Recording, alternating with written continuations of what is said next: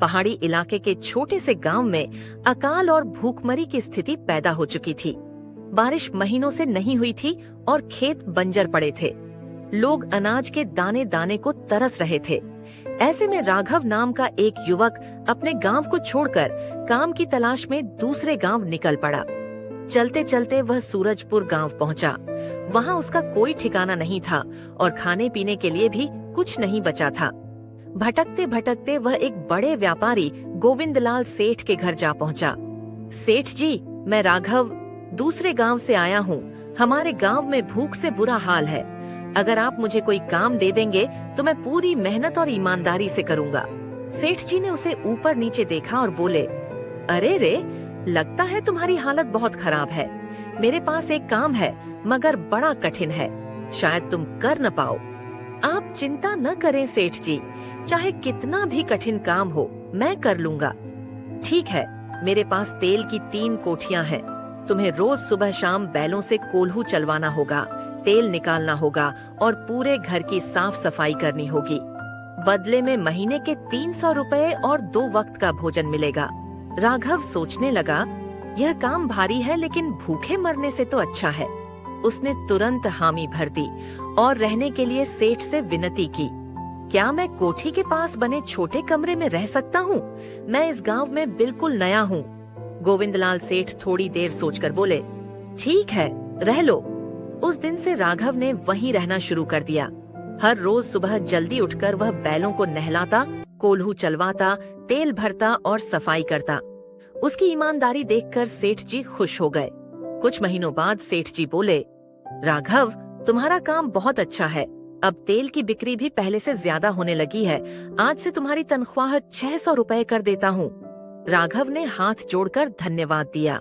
समय बीतता गया और उसकी मेहनत से कुछ पैसे जमा हो गए। उसने गांव में एक छोटी सी झोपड़ी बनवा ली। कई साल ऐसे ही गुजर गए। धीरे धीरे उसके पास अच्छा खासा धन जमा हो गया, लेकिन उस दौरान गांव में चोरी डकैती की घटनाएं बढ़ने लगीं। राघव हमेशा चिंतित रहता, मेरे जमा पैसे चोरी न हो जाएं। एक दिन उसने सेठ जी से कहा, सेठ जी, मैं दिन भर यहाँ काम करता हूँ, मेरा घर खाली रहता है। मुझे डर है कि कहीं मेरे रुपए चोरी न हो जाएं। सेठ ने कहा, हाँ, यह चिंता जायज है, पर इस गांव का राजा राम सिंह बड़ा नेक दिल और ईमानदार माना जाता है। उसके महल में 24 घंटे पहरेदार रहते हैं। तुम अपने रुपए उसके पास रख दो, बिल्कुल सुरक्षित रहेंगे।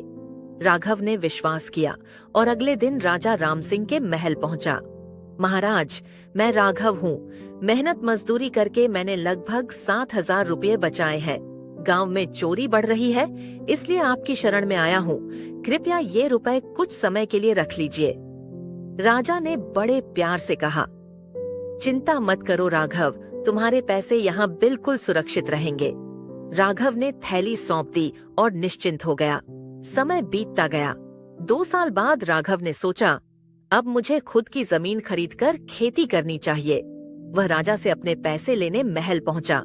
महाराज, मैंने 2 साल पहले आपके पास 7,000 रुपए रखे थे, अब मैं वो रुपए लेने आया हूँ। राजा ने ठंडी हंसी हंसते हुए कहा, अरे भाई, मैं तो तुम्हें पहचानता ही नहीं।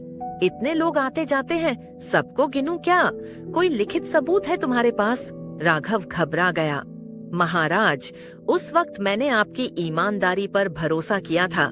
कृपया मेरे रुपए लौटा दीजिए, मेरी सारी मेहनत की कमाई है।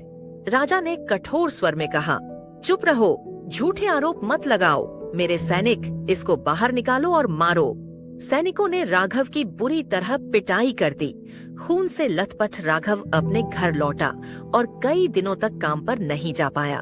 जब गोविंदलाल सेठ ने उसे न देखा तो खुद उसके घर पहुँचे। राघव, क्या हुआ?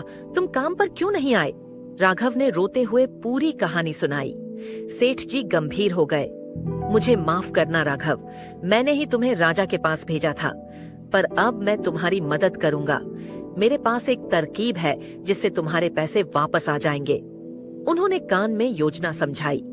अगले दिन सेठ जी ढेर सारे रुपए लेकर राजा राम सिंह के महल पहुँचे। महाराज, मैं दूसरे प्रदेश जा रहा हूँ। ये 50,000 रुपए मेरे पास हैं। डर है कि चोरी न हो जाए। अगर आप रख लें तो चैन से जा सकूंगा। राजा के मन में लालच जागा। अरे सेठ जी, आप निश्चिंत रहिए, आपके रुपए यहाँ बिल्कुल सुरक्षित रहेंगे। तभी वहाँ राघव भी पहुँच गया। राजा ने तुरंत कहा, अरे राघव, उस दिन गलती हो गई थी, इतने लोग आते हैं इसलिए याद नहीं रहा, रुको अभी तुम्हारे रुपए देता हूँ। राजा ने डर के मारे राघव को उसके 7,000 रुपए लौटा दिए। इतना होते ही सेठ जी हंसकर बोले, महाराज, व्यापारियों से खबर आई है, अब मुझे बाहर जाने की जरूरत नहीं है, इसलिए ये रुपए मैं अपने पास ही रख लूंगा, धन्यवाद। इतना कहकर सेठ जी अपने रुपए लेकर लौट आए। राजा का चेहरा उतर गया।